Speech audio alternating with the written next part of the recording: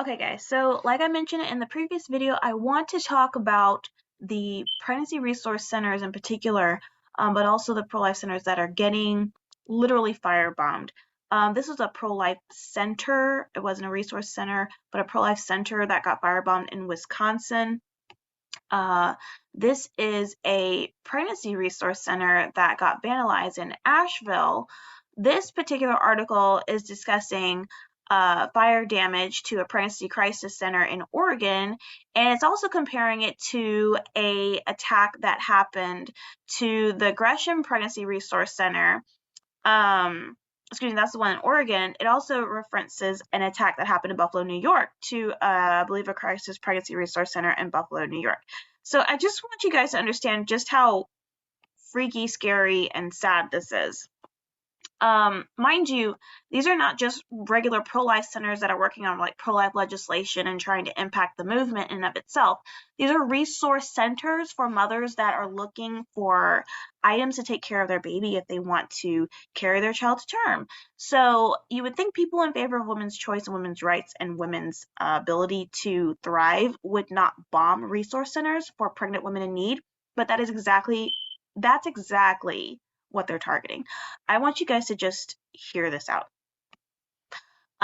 This is regarding the recent attacks by this terrorist group known as Jane's Revenge. So basically, on June 14th, pro-abortion terrorist group Jane's Revenge claimed credit for numerous attacks on pro-life centers around the country, including the June 7th attack on Mountain Area Pregnancy Center, which is the one that they show here. This is in Asheville.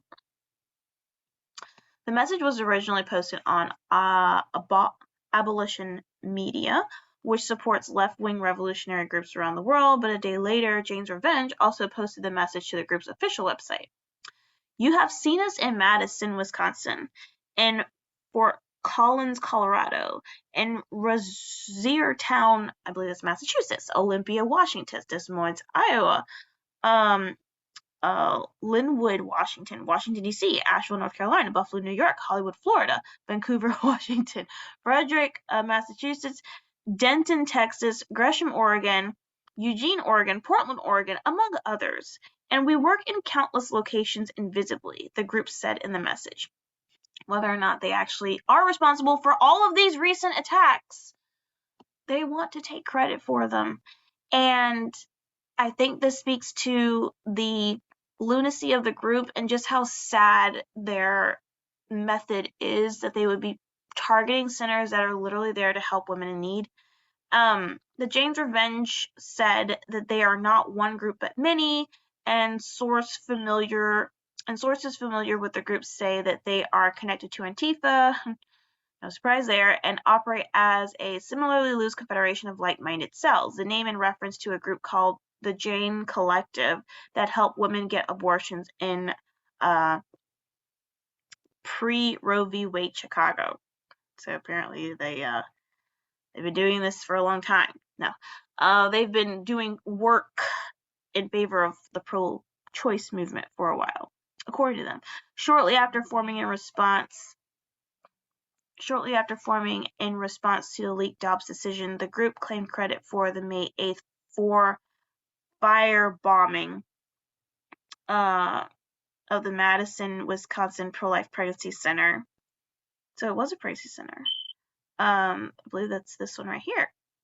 So what a nightmare. Okay.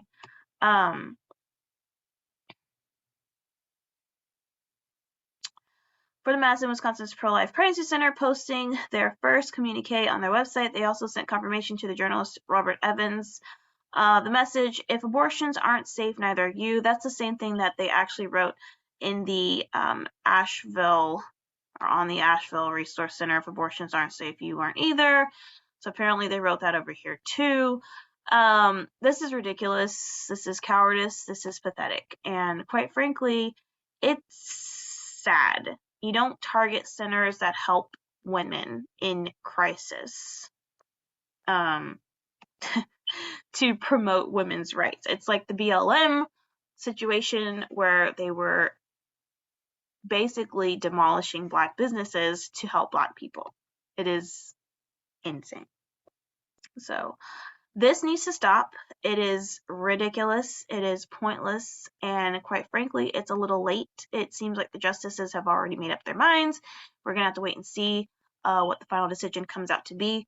But yeah, this is sad. This is absolutely sad. And I don't know why it's not getting more coverage than it already is. I think part of the reason is because Planned Parenthood is admitting defeat. They have asked for abortions to be stopped in South Dakota and Wisconsin. They literally have their centers not booking any more appointments in these states. I believe they're the states that have trigger laws, so that once Roe is flipped, the centers will no longer be allowed to practice abortions, so they're already canceling appointments. It's insane. I don't know if they got tipped off that the ruling is gonna, go in the affirmative of flipping Roe, but in several states, as far as I know, in 3 states, but I believe it's more than that, they have canceled abortion appointments.